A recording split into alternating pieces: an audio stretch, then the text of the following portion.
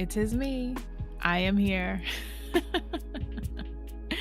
So happy to be here. I really hope that y'all enjoyed my bonus episode where we talked about space and stuff.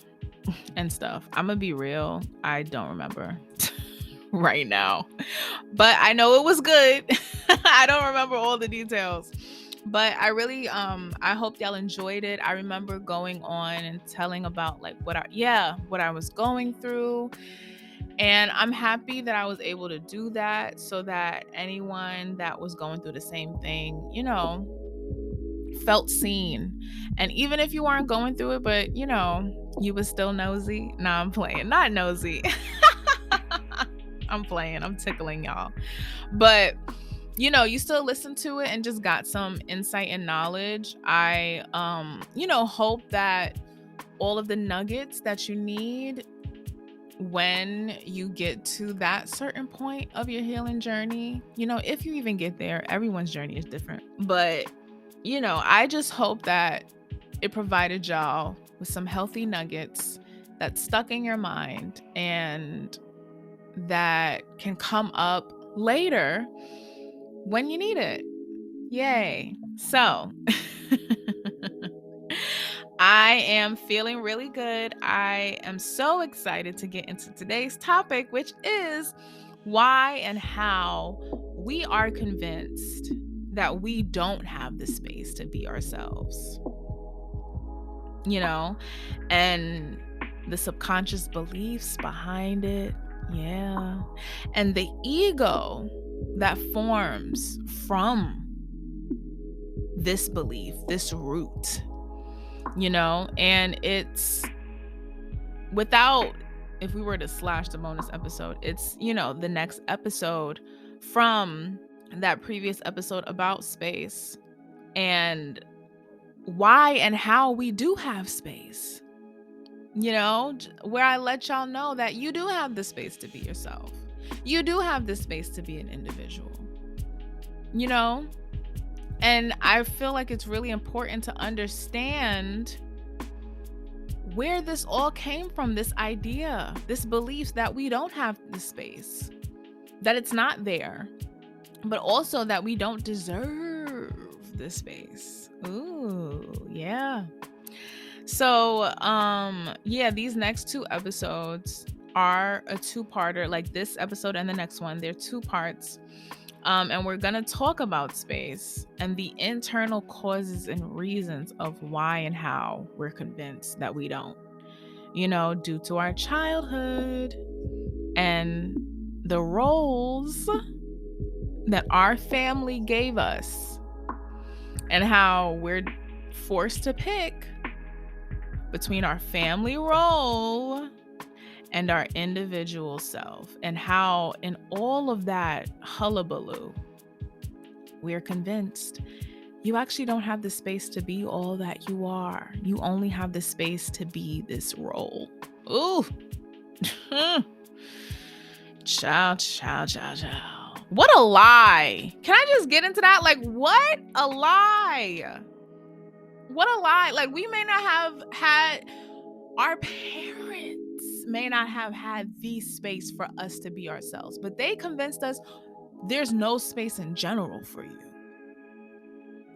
And we're just like, and that becomes a belief, and then it gets reinforced in our whole lives, in our school, when people make fun of us and tease us on things.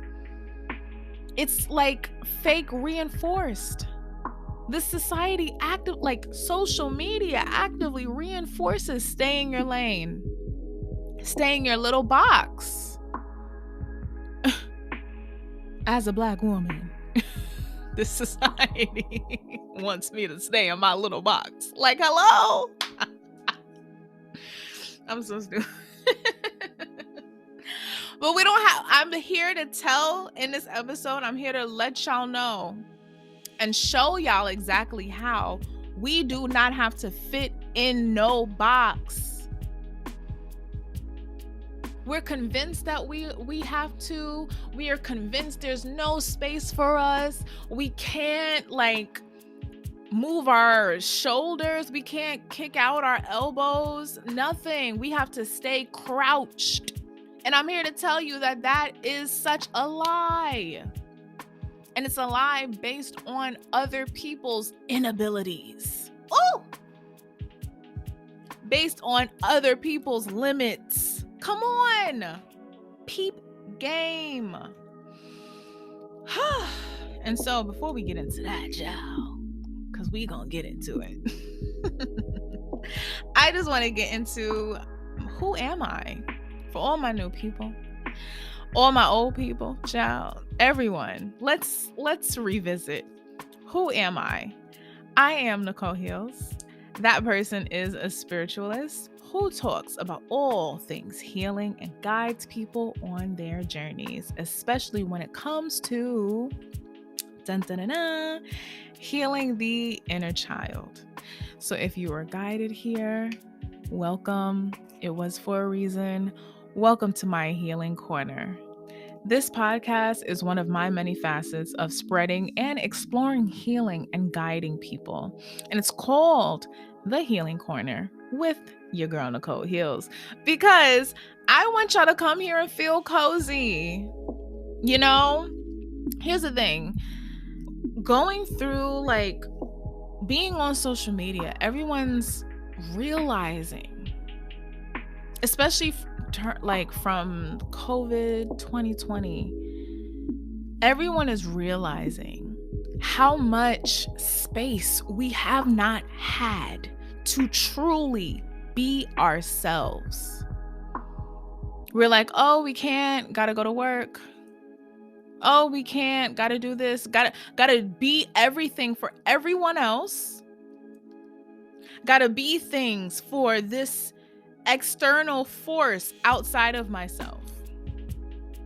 And I can't be anything for me. I can't be cozy. I can't calm down. I can't sleep. I gotta hustle. Ooh. I can't do anything. So if anything, I know what we talk about here, the topics aren't all that cozy, but that's where I come in. I want y'all to be cozy. I want y'all to come here knowing that you're going to be guided by a gentle hand, you know, that you're okay and that it's okay to be okay, but it's okay to not be okay. It's okay to be whatever you are when you step into my healing corner. That was off the top. That's not even in my script. I'm such a good writer. Because you need that. Anybody who knows that when you're dealing with talking about heavy topics and holding emotional space, you need the gentleness, and I'm happy to oblige. So whether you're in your physical healing corner or it's the healing corner within your mind, feel free to grab your whites, your comfortable PJs, your bonnet, whether physically or metaphorically.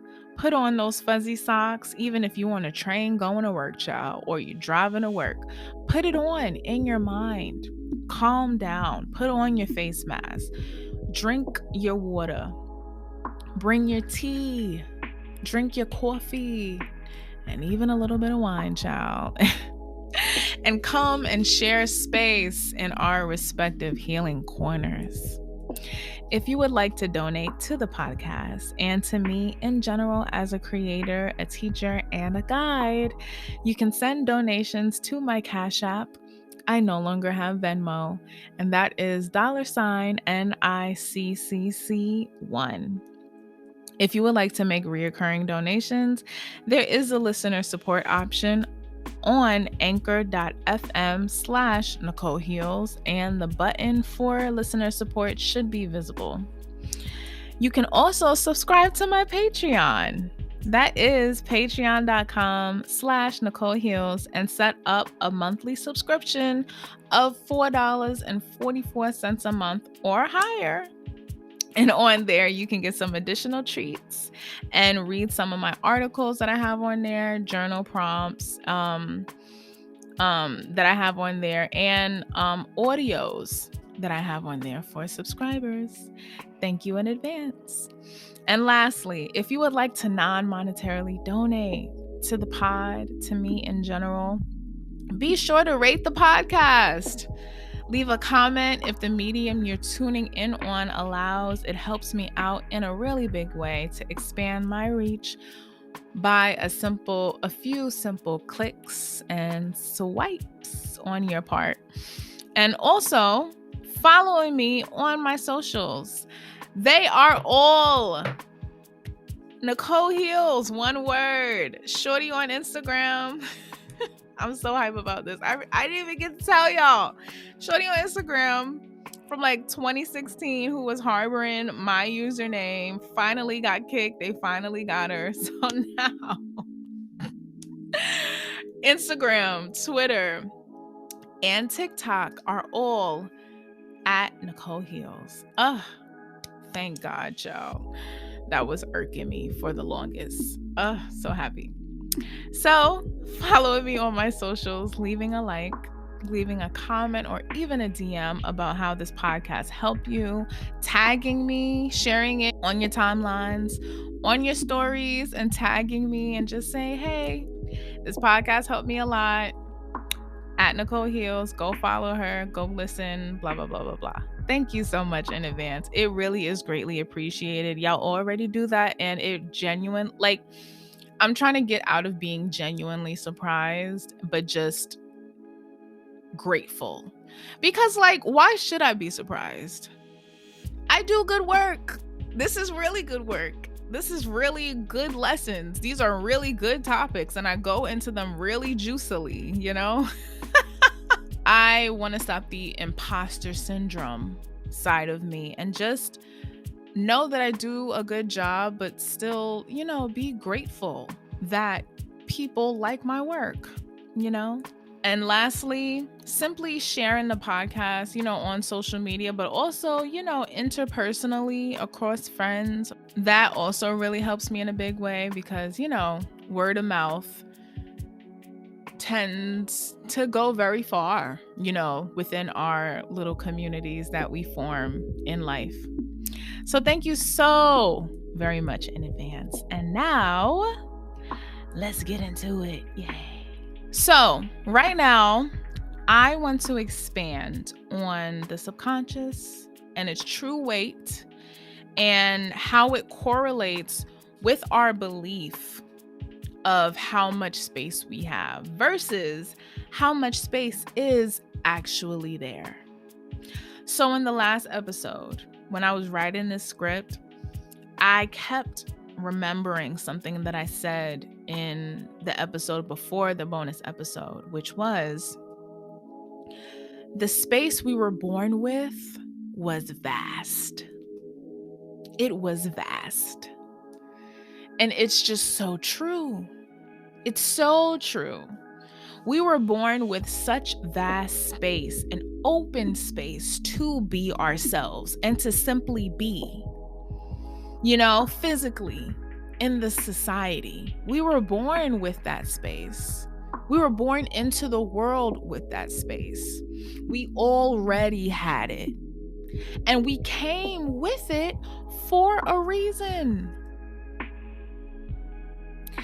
In the last episode, before the bonus, I remember saying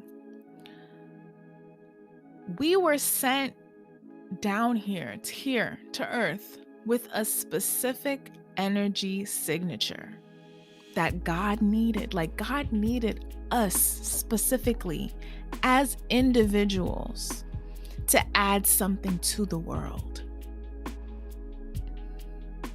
And so we were born, best believe, even just from that, we were born with the space we needed already to be ourselves. And so it's not fair that we were convinced that is just not, that we have to shrink, that it's not true, that we have to be molded into what someone else likes rather than just guided on our own journeys. A lot of our parents took up our space and thought that was parenting. They thought enmeshment and control and codependency was parenting. And that's why you wanting your own individual space, it's looked at as you abandoning the family and abandoning your parents. And that's why a lot of parents, when we become teenagers and we want more space, they take it personal and they're like, oh, they don't love us anymore, blah, blah, blah. No, you are in my space and it's really inappropriate. You've been in my space. I want to be myself. And of course, that goes with like development and like when we're little kids, we rely on our parents for survival.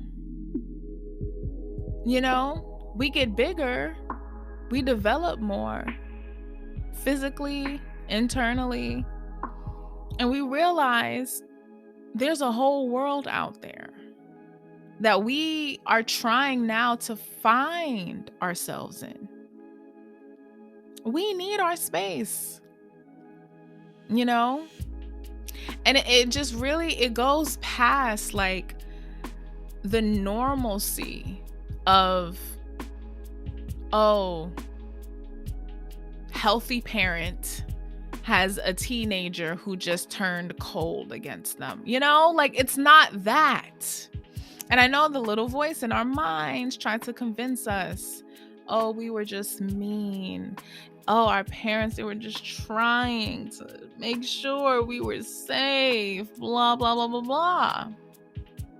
Where does our story fit in all of that?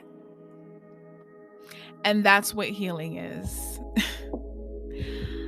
Letting your emotions and holding that space for them come through and mean something in your life. Because when we grow up, we're taught our emotion, especially if our parent, and because our parents were not equipped to handle emotions and so they extinguish them, we're taught our emotions don't have any space to be here. There's no space for our emotions. There's no space for what we're going through. There's no space for our perspective. There's no space for us and our true selves. And so we're born already with all of that space to simply have ourselves and have our joys. Like if you ever seen a baby just happy, babies like just are, they're babies. And we allow babies a certain space to be because like they don't know language. When you're a baby, you're given the space to just be who and what you are, and everyone has to, well, not everyone, but you know what I mean. Like your parents have to attune to you. You have to get your needs met. You get to have your preferences. We get to have our lack of preference to a certain food be respected and switched out to something that we will actually eat, that we're not allergic to, and all of these other things, that have to do with necessity. But think about preference, think about desire, and how we're taught in the grand scheme of things, those things have no space to be respected.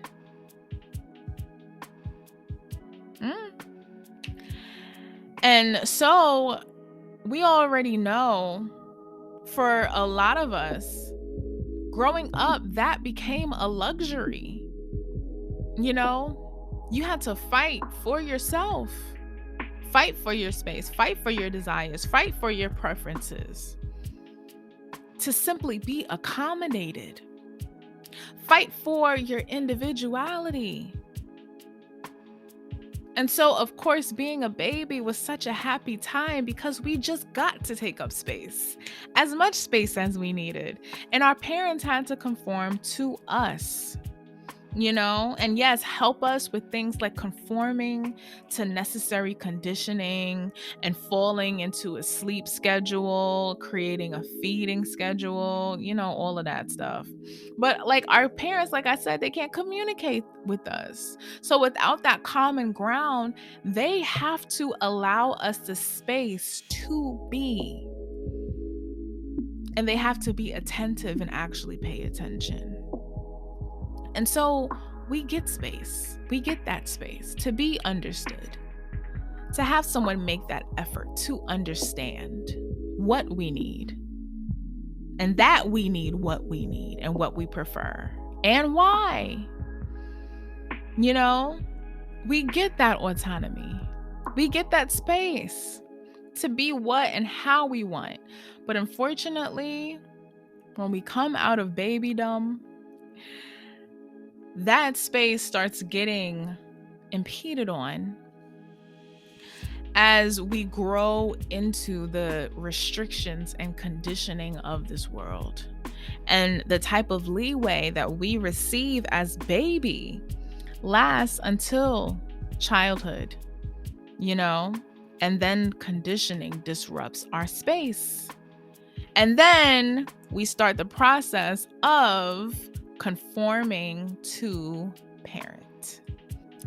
Now, getting into it, like really into it, when you think about it, it's our parents' job to integrate us into society, and they help that process by first integrating us into family. And when you go deeper, our parents and our families are already conditioned to society, and also, they're specifically conditioned to a certain view, a certain perspective of society that they feel, that their culture feels, that their family, their extended family feels. People that you don't even know about, that they grew up with, feels is right. And as you can see, what our parents feel is right,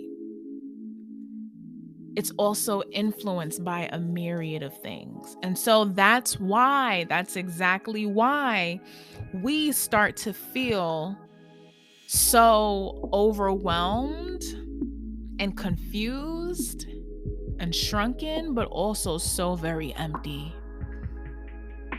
That's why a lot of us tend to grow up feeling like something is just missing, because that something is familiarity of our own space.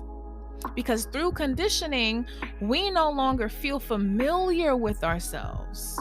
We no longer are connected to ourselves as a person, an individual, because we are taught that we need to break away from the reality, the true reality of our space, the fullness of our space, the expansiveness of our space, in order to fall in line to conditioning.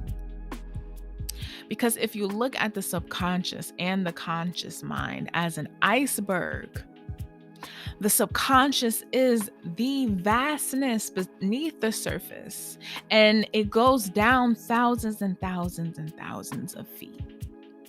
The conscious mind is on the surface, and it's the result of the subconscious and the result of what is in our space.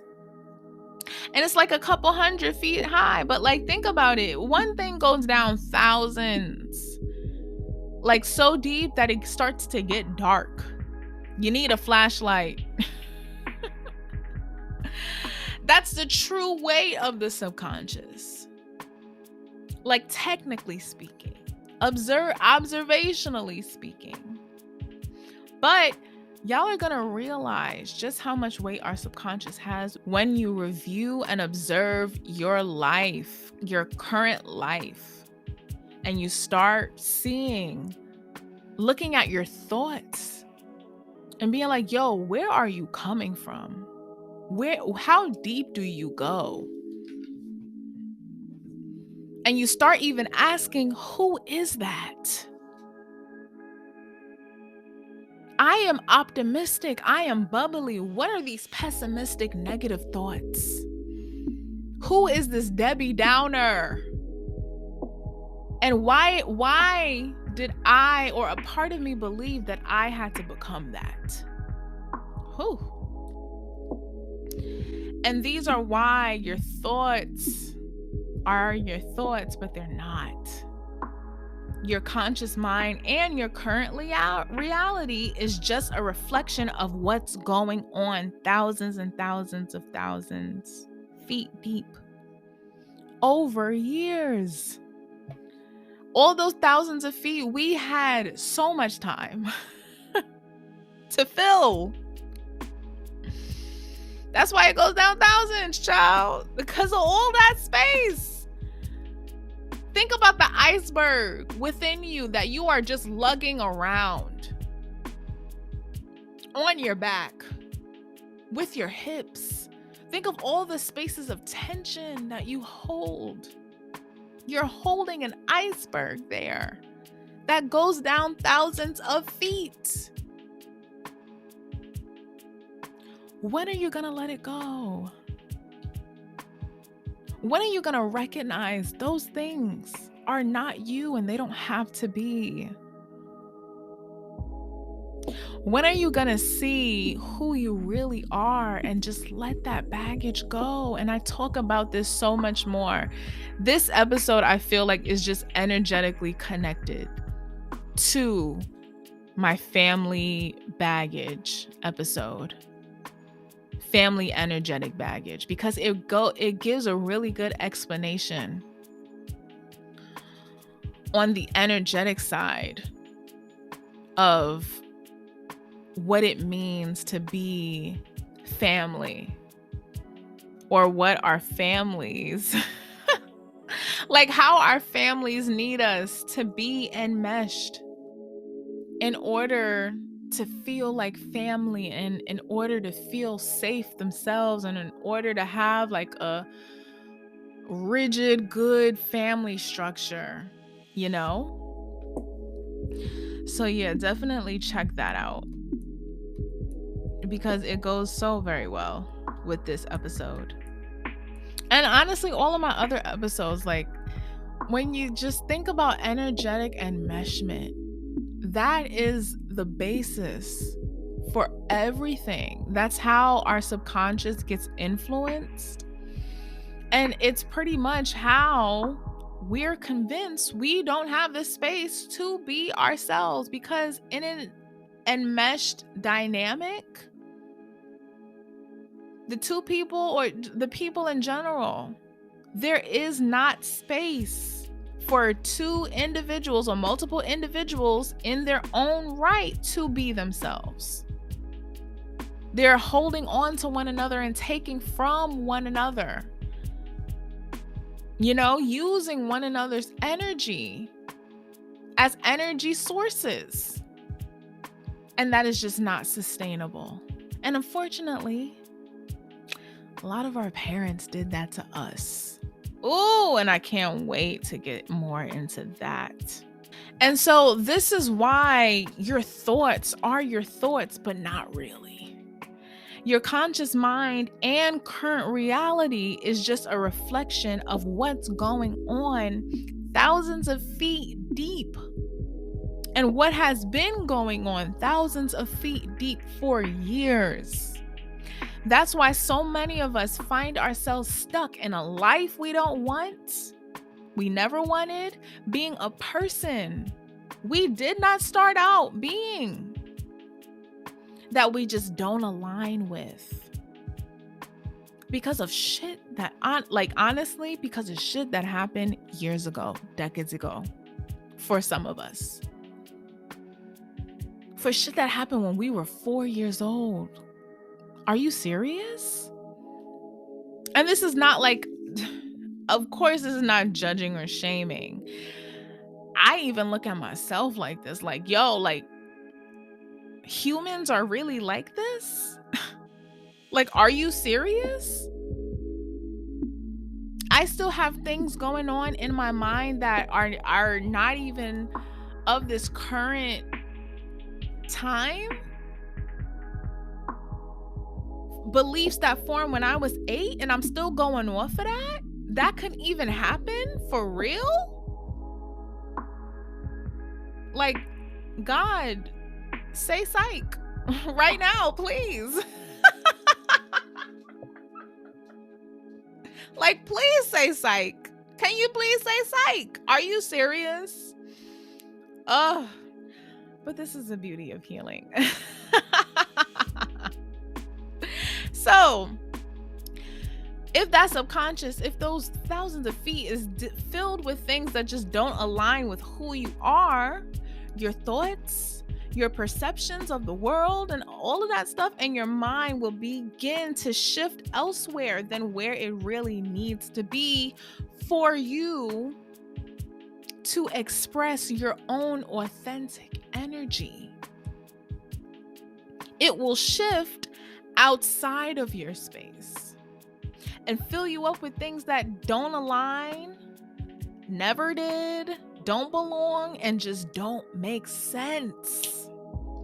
And this is how we become concerned about our weight when we're young children. This is how we become concerned with our hair, how long it is, how straight it is or not, how far from straight it is. This is how we become concerned with our skin color, how far from white it is. This is how we become concerned about dating and sex at 9, 10 years old. This is how we become concerned with our body parts and what they look like and how big they are, how they smell, when they're self-cleaning, how clean they are. This is how we become concerned with what people think of us, with being a good wife, and all the things that go into being a good wife. This is how we become concerned with gender roles, and we're convinced that they have any backing, any standing outside of social standing. Society is right there with open arms when you are just shocked outside of yourself because of shame, because of judgment on things that you never even realized mattered. Like, can you think back to that? Even if you cry, don't worry. We're all here with our hands on your back. Don't worry. But think back to like a time when you were a child. This happened to me a lot because, child, like, I'm neurodivergent. There are just some things that I'm just like, even today, I'm just like, that matters. Are we serious right now? But like, think back to when you were a child and that immediate feeling of like self-consciousness. Like when you start going through puberty and your friends start talking about boobs. And your friends start talking about your boobs. You know? Your family starts talking about your body in ways that they never did before. Makes you self-conscious about things that never mattered before. Think about that. Think about like how in your gut you were like, oh my gosh, how immediately self-conscious you got. We are shocked outside of ourselves when we come to worry about these things out of shame that just don't align. And society is right there with open arms saying, hey, I know you're cold, naked, and scared right now. You want a blanket? Here's a blanket. But now just make sure, you fall in line. Because, you don't want your cold, naked body to, cold, naked self to be judged anymore, right? Just follow these rules. Put on this mask and it doesn't need to happen. But make sure you follow these rules.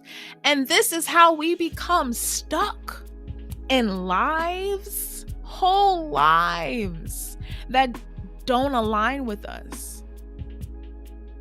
And thought patterns that never aligned with us. Worrying about things that just don't matter and never mattered to who we are authentically. Because when you start to come into your authentic self, it's a lot of acceptance about the hair on your body. I feel like a sex ed teacher, but a lot of us did go through those crazy feelings during puberty, intense self-consciousness about things growing in and hoping that they grow in a certain way so that we can be good.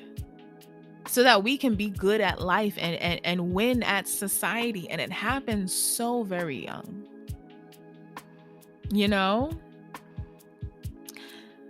This is how we're just dragged into things that just don't matter and never mattered. People get stuck in lives that are created with these subconscious beliefs of I am not good enough, my body isn't good enough. If I am not good enough at these societal things, at sex, at relationships, if I'm not able to get married, if I can't get a house, all of these societal milestones that we're taught are really good and blah, blah, blah. We should aspire to be them. We concoct a life out of that. And a life that ends up, if you come into your authentic self, it will end up not mattering. That's why people do not heal. It's not, they're just bad, they're just lazy, they just want to stay the way that they are. There is so much incentive to stay the way that they are. Because if they didn't, number one, mind crisis, mental crisis, midlife crisis, marriage done, kids you may not even want and have wanted in the first place, house that you built, that you moved into, everything that you built on top of these false beliefs, done. No more cushiness. And the risk of being yet again cold, naked, and afraid. Just like when we were shocked outside of ourselves, outside of our space. This is why it is hard to heal. It is. It just is. Low key, this is why, we should cut some slack for the older generations. Just saying. Not I'm becoming an advocate, y'all. But I'm just saying, there is so much incentive to stay stuck how you are, unaligned.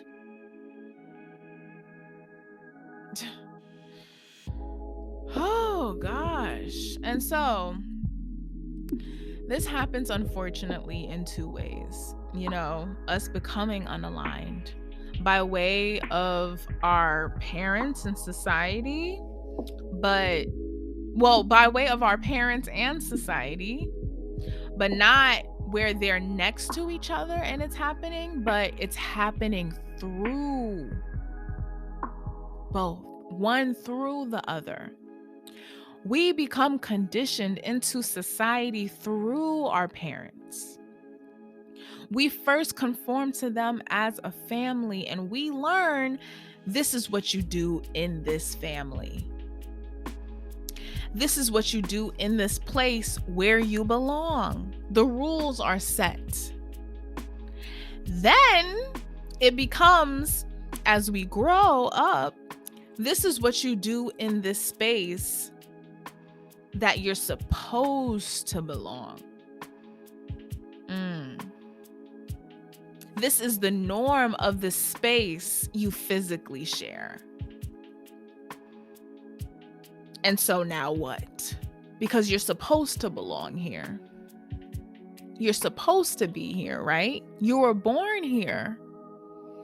So now what? Because these are our rules. And you see how the responsibility shifts. This is how our space gets imposed on in these subtle ways. We don't do this and that in this family. I was told that a lot. But like, really, I didn't even know the magnitude of what I was doing. It was just shameful reaction, disconnection. We don't do this in this family. So why are you so weird?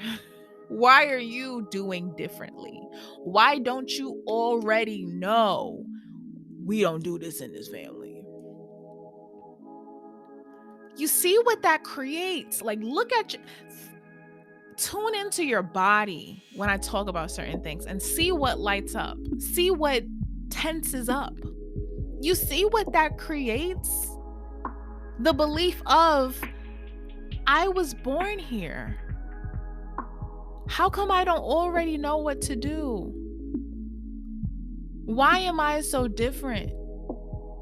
Different is bad. I am bad. Why am I bad if I was born here? Child. I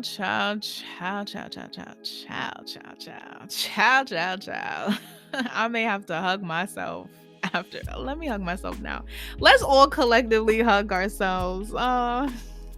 It was not nice going back there, but I'm coming back to the present. Mwah. God. Life, child. Life is crazy. Okay, I'm good. So it becomes an either or situation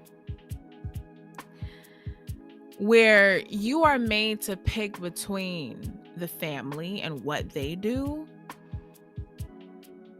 and what you're supposed to do based on that versus what you feel, versus your natural, just like exploration, your natural curiosity. You have to like adopt this preemptive mindset and overly observe how the family operates and then like attune yourself to it. And I say the word attune very intentionally because it's not just a physical study. It's also an energetic change.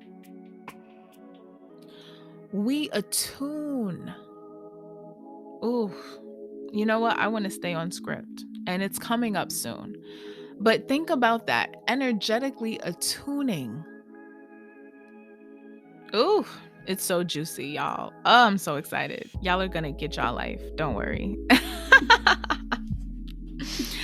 And so it becomes, this is what you do if you want to stay in this family, stay connected to this family.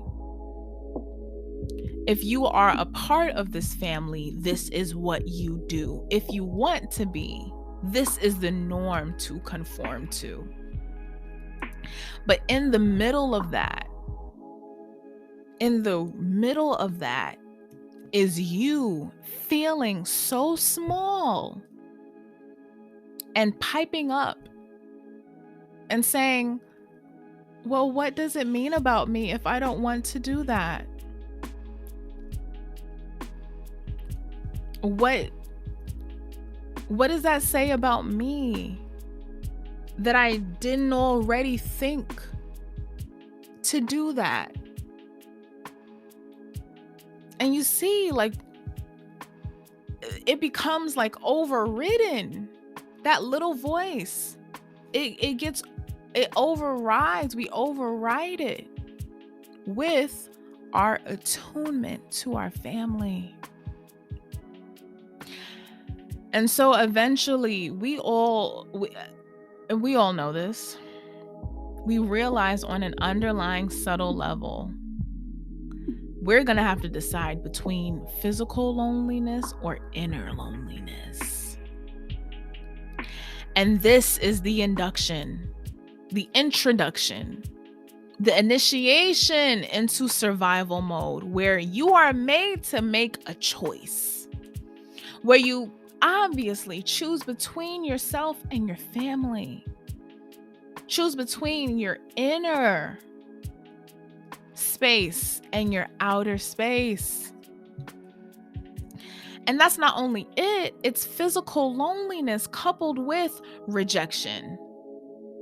Like, if you choose yourself, physical loneliness, physical disconnection from the people that you were made to rely on for survival. I really reiterate this to let y'all know it was not easy. It was not easy to go through this. You didn't frivolously just make these choices. And so it's physical loneliness with disconnection and rejection and the shame from that, the risk of shame, that fear of being left behind, of, if I don't pick this, if it's not what I want, then what happens? What does that mean about me? You don't want to be left behind. And so, of course, you're just going to abandon that self, those wants for your family. And it comes with withholding of love also. And all of these other wounds within our parents that they dealt with when they were children, that they had to go through, where in order to get them to act right, in order to gain some control, their parents had to reject, disconnect, withhold love, punish physically, emotionally, and give them a type of ultimatum. It's you or me, and you better pick me, with a belt in hand. And so no matter what, in that instance, you still experience inner loneliness, inner rejection, inner abandonment. Because like your parents and your family are your world, their voice becomes your inner voice. And so their voice their energy can either encourage your own and mirror good things back to you, or it can make you question yourself. It can bump whatever is already there out the way and take up space to delegate and correct and convince you to act in ways that they prefer. In other words, we call this control, of course. And we all know, usually the latter happens. And it happens over time, repeatedly, continuously. You having to make choices, all of these choices over time.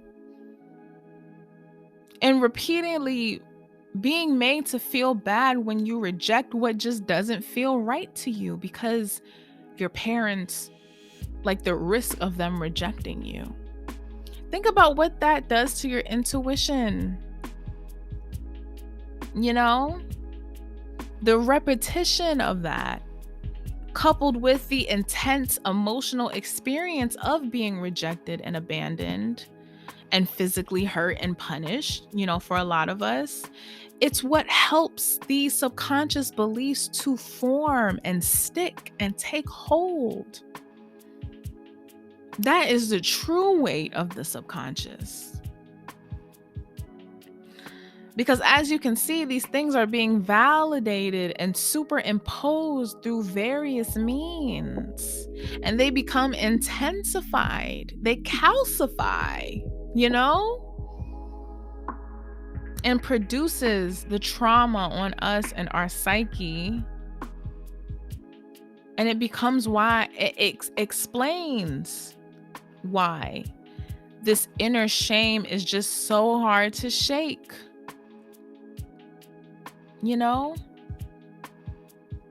And this is not all done in vain. These are people that we come from. We're connected by energy, but we're also just connected just by love. Sheer love. Of course, you don't want to upset them. You don't want to see them upset. You don't want to see them in distress. You don't want to be the cause of that distress also. You're going to do what you feel you need to do in order to make everything right. Because you love them. And that's what makes it so sad. That's what makes it so sad, because children are so pure, No hidden agendas. Like, we just wanted to see our family happy, and unfortunately, we thought we had to abandon ourselves to do that. And we were convinced that we did have to. Some of us as adults are still being convinced. And this is why we heal.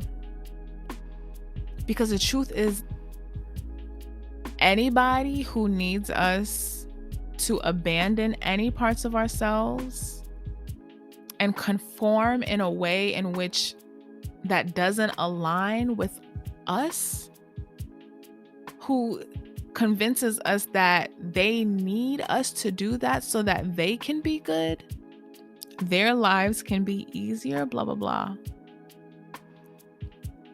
That is codependency, honey. That's manipulation.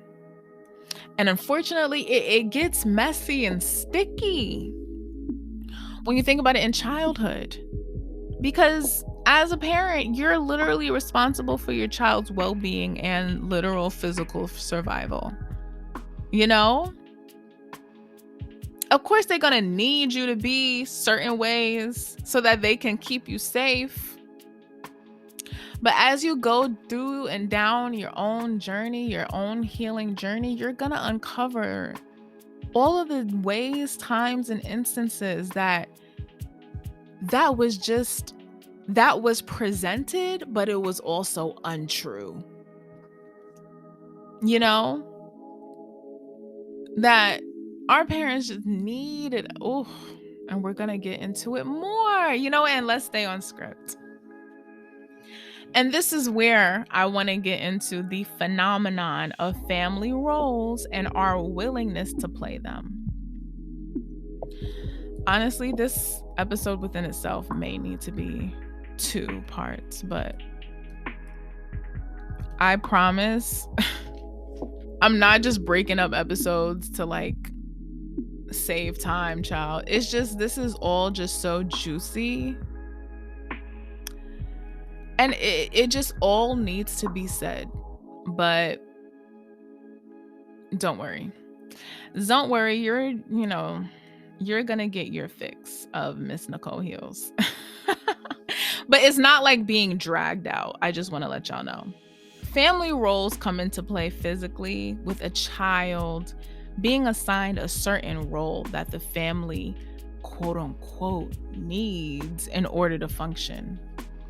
And I'd like to go even further to say that this role is assigned more so based on, obviously, what the parents need, both consciously and unconsciously, and how all of that subconscious energy manifests. The family will absolutely be a direct reflection of the parent's own subconscious desires and subconscious wounds. Because, like, think about it. They created this. You know, our parents create family systems. They create that. You know, whether they intentionally do it or not. And anything we create, all my creatives out there, our subconscious comes into play. Look at dreams, you know? And of course, I touch more on this in energetic family baggage. But personally, I've been peeped this phenomenon looking back at my childhood, like during my own healing journey. But I never had the words for it until I cracked open the infamous adult children of emotionally immature parents. And in that book, the author talks about how many of us have had to play a certain role in our families in order to appease our parents' individual wants, needs, and values. And it really makes me think about how, as individuals, remember what I said about, like, how our subconscious wounds creates our current reality. And it'll be a reality that we don't even align with. Parents, I'll notice, will kick and scream and complain about the family that they have, their children, not knowing that their behavior is the exact thing that is creating that current reality that they are just so tired of. It's like those parents that are like, oh my God, I don't know why my child is such a lazy fucking bum. My child is so lazy. They're so unmotivated. It's like they don't want to work. I hate it. Why are they doing this to me? Why? Well, maybe because you talk about your child like they're a fucking bum. Maybe you are the one creating that unmotivating environment and not giving them the space to explore. Parents don't realize how much space they take up in their families, and their subconscious mess takes up in their families, and they end up with children exact mirrors of different aspects of them and their subconscious and their wounds. And so when we get into roles, this could look like having a child feeling that energetic pull of the parent's subconscious, and depending on the child's individual specific energy signature and personality, authentic personality, they will be pulled by it's a certain energy that will hook them depending on the individual child. And so this could look like one child feeling the pull to step into the role of the golden child, and one child feeling the pull to step into the role of the scapegoat. And then when you think about it as a scapegoat child myself, but also, like, you know, our realities aren't universal. And so this is not something that necessarily happened to me in my own healing journey. No, in my own scapegoat identity that I did have. But I see this energy dynamic in the scapegoat where the child will make an energetic agreement and say, hey, let it be me. Put it on me. I can be responsible for this. I can be the sacrificial lamb, so that the parent, not only the parent, but the family can be okay. This is how, as energetic beings, as spirits in human bodies, we will use what we know, but we don't know that we know, in order to save the people that we love and help the people that we love. And so it could look like making the unconscious energetic agreements based on our specific energy signature. I will fulfill this role that you need, that I can sense that you need through attunement, in order for you to be safe. Because the parent being safe depends on my survival, but also the family's survival. This is how we will use our energy and make agreements with our parents for everyone's survival and safety. And so, depending on who we are and who we came to be, we will mirror a certain part of our parent and their wounds, and we will make that energetic agreement to say, hey, I will be this for you if it makes you feel better. And of course, I want y'all to know, I never victim blame. That doesn't even exist here. What I do is talk about energy. And when you're just straight talking about energy, not judging it, not putting shame on it, and not trying to contort it into, to mean something further, you can see, oh, I made this energetic agreement with someone. Why? And of course, our parents are definitely responsible for even trying to start a family with all that goddamn baggage. But also, they're responsible for how they treat us. Absolutely. It's not like, oh, you made the agreement, so, they're off the hook. No. And going further into how we attach with other people and act in our relationships with other people.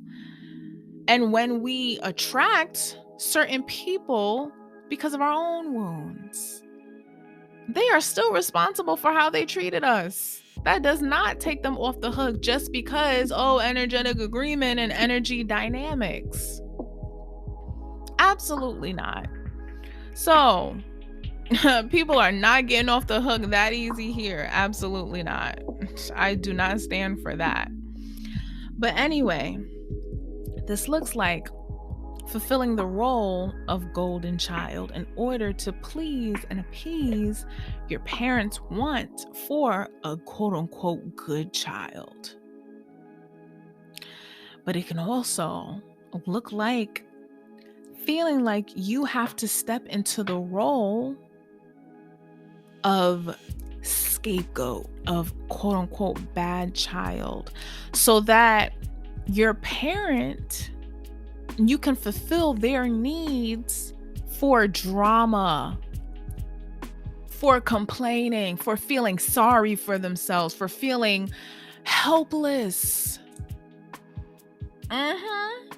Perfect example. And I really do want to get into this because I want y'all to really understand. Imagine two children in a household, same type of traits, both independent, both outspoken, you know, but one is independent in a way that is outside of the margins of the parent's idea of safety. And so one child is independent, but in a quote unquote good way that allows the parent to feel safe and feel like they have a good child, and in a way that the parent approves of.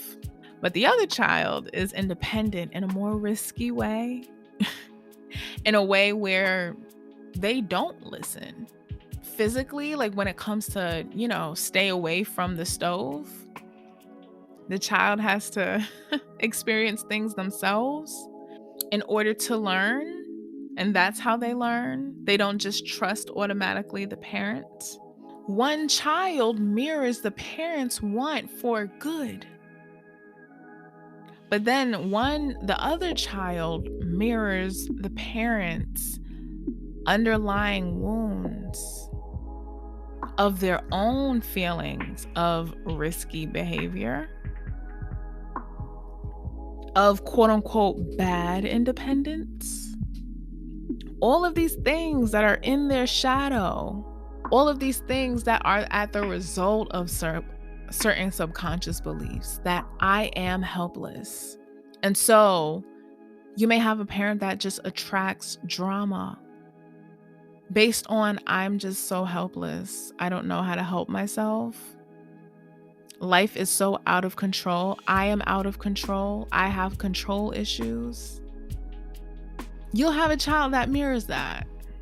But it's up to the parent to face their wounds.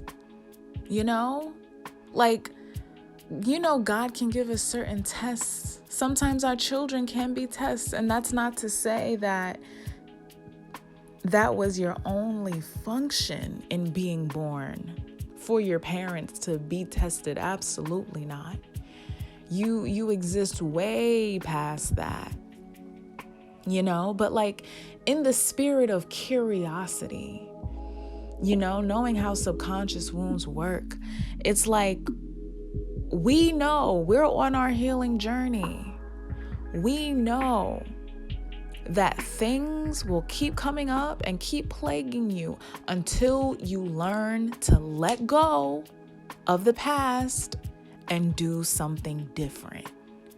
Your parents had that choice, but it was up to your parents to do something simply differently.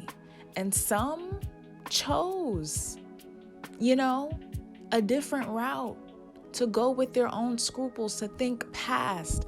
Some chose to think past their past, to think past what's familiar and go with what you actually resonate with. But some chose to just fall back into the familiar. Some people chose the familiar because they genuinely don't really see a problem with it. And that's a hard pill to swallow. But the great thing is we are not, our parents and their thoughts and beliefs are not the end all be all. They exist as just a reason as to why shit was the way it was, but they are not the end all be all.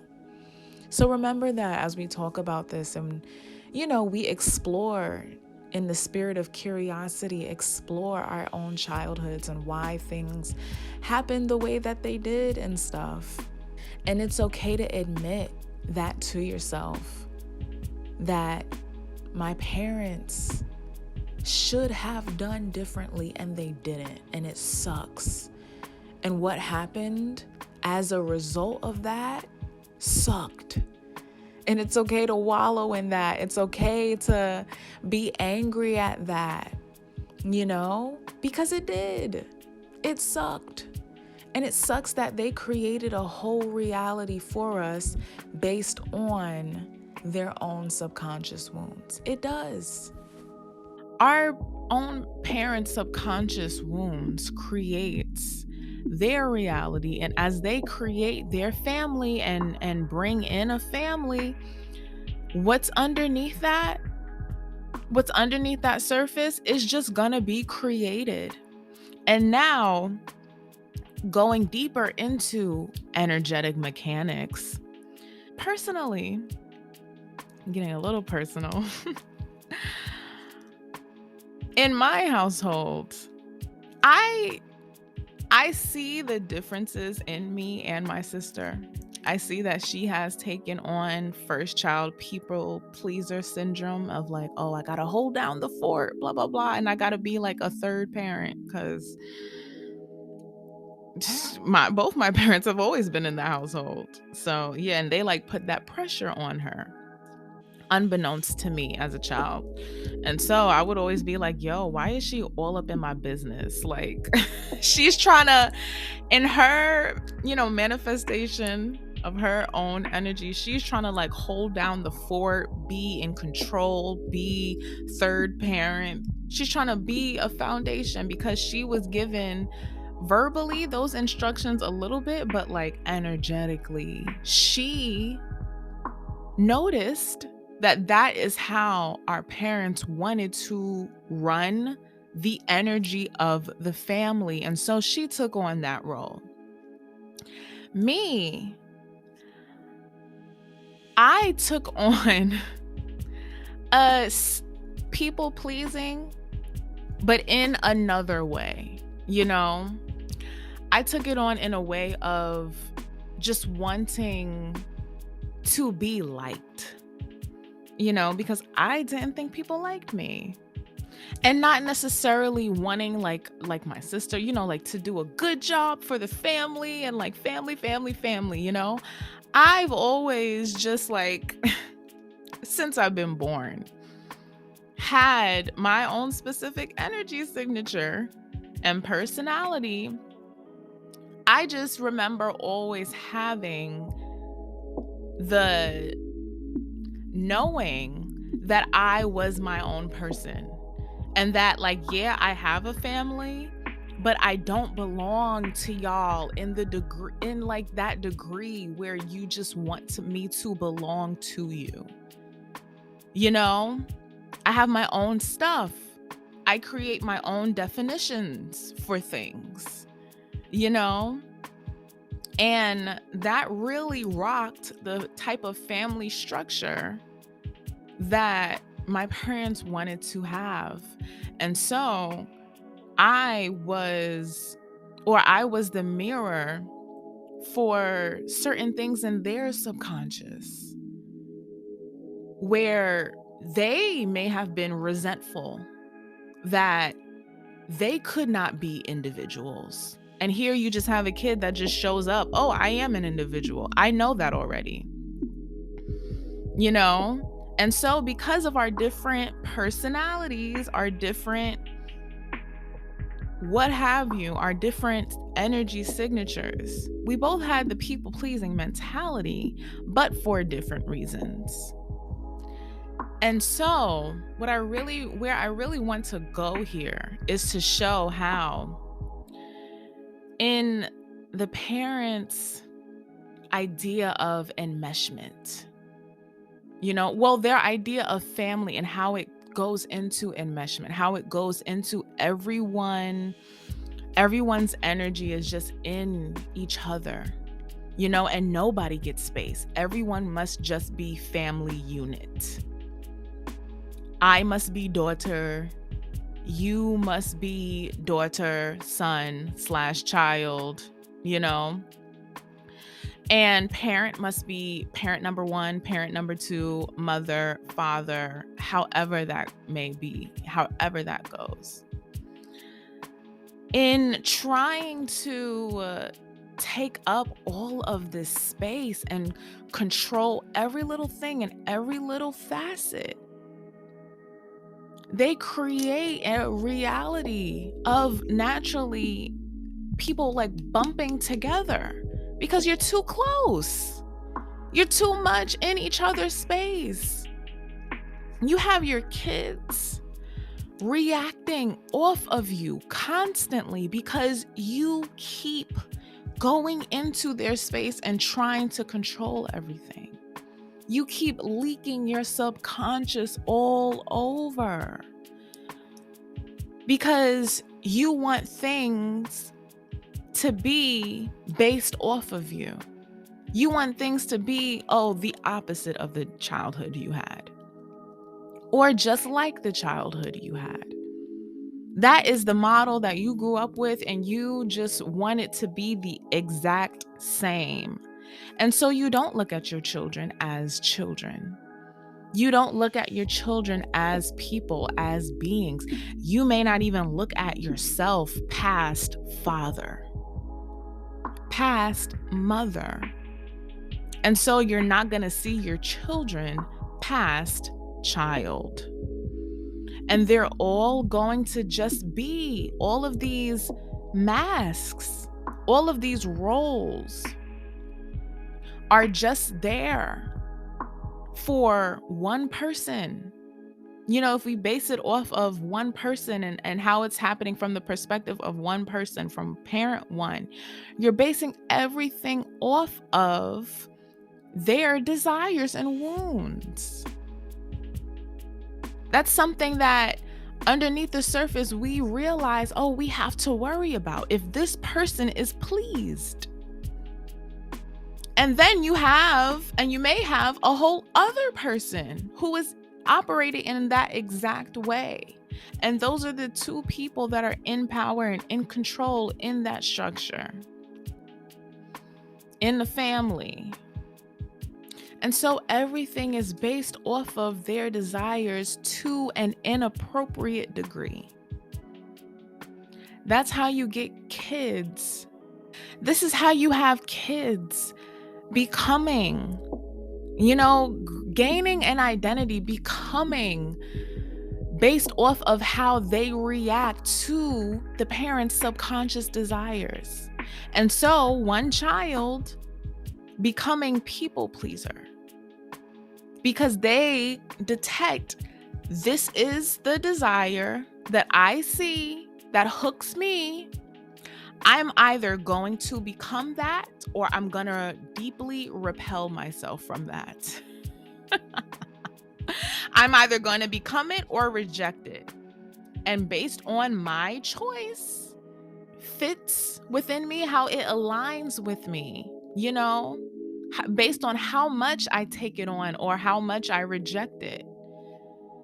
My quote unquote choice is then going to be reacted to by the parent. And so this is how we gain these certain energetic archetypes, personality archetypes, and then start to live in them. This is how some of us become black sheep. This identity is based off of other people's perceptions of us. And this is how we come into belief, and it feels like truth, that there is just no room or space for us. Because out of learning from our parents that other people's perceptions of us is truth, we learn to either, under survival, either reject it or take it on. And it depends, on the person we are, if we took it on, what we took on and what we rejected. That's for you to look into and ask yourself, ask your inner child, why? But that's how we come into the belief that through the family and then through society that we don't have space, because we were taught how to take on other people's perceptions as our identity, and then twist that or take that into, pour that into the belief that, oh, that is who we are. And that is who we have to be. You know, you ever hear, in closing, you ever hear the saying that, like, you don't have to attend every fight that you're invited to, every argument you're invited to, you don't have to attend it. It's kind of like that. Like, we believe that because this perception is here, you know, through any layer, through any level. Because me personally, I just realized I believed that fully, if there was a perception there around me, I had to be like, that was truth.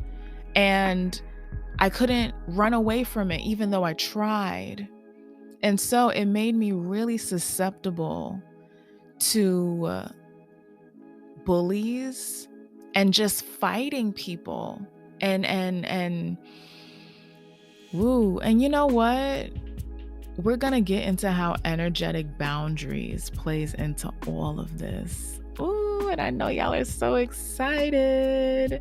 We're going to get into seeing energy. Because this is all, like, all of this has energetic backing. You know, the concept of the ego, that's energy. Think about how our parents just casted energy over us, and out of survival, we thought like we had to take it on, and it became like an enclosure around us, and thus became our identity and our reality. But yeah, this is how we believe that there is just no space for us and who we actually are. And then, you know, what gets topped on that belief is a sense of morality, of what a good child does. A good child takes on their parents' perceptions and then lives under them. A bad child, a feral child, doesn't. But when you think about it, even if you reject it, you still take it on because your attention is still on it, you know? So all my fighters out there, all my fellow fighters, think about what you fought as a child and why. What hold did it have over you? The thing that you felt like you had to fight. Because even in the fight, we still believe that there is no space and we have to fight for that space. And I really want to bring y'all in understanding all of this, you know, and understanding the backstory and coming into understanding your own personal backstory. I want to bring y'all into a sense of equilibrium where you know you don't have to take it on, but then you also know you don't have to fight it. And that is the function of all of this, honestly, this whole podcast, coming into knowing, but then truly releasing it. And so cheers to not giving that baggage our attention and putting our attention to cultivating more space in our subconscious, because it's already there. We just got to believe it. So here's to cultivating more space, more actual truth, and more reality of the fact that there is space for us and our authentic self. Next episode, it's coming really soon. It is part 2 of what was this episode, because child, I was babbling. And then we're gonna get into the ego. Yay! We're gonna get into the ego. I'm so excited to talk about that with y'all. Can't wait. It's gonna be lit, y'all. I have a surprise for y'all. We're going to do some energy work together, some grounding. So be prepared for that. Stay tuned for that. It may come either in the next episode or the episode after that, the ego, because I did have to cut this episode up. But it's gonna come soon. Don't worry. But yeah, I'm finally coming back into myself. I'm really finally gaining my scruples from, the ego death that I did have. And I'm really excited to create even more community with y'all. So also stay tuned for that. And I hope y'all have a good rest of your day or night or morning, whenever you're listening to this. And happy healing. See y'all later.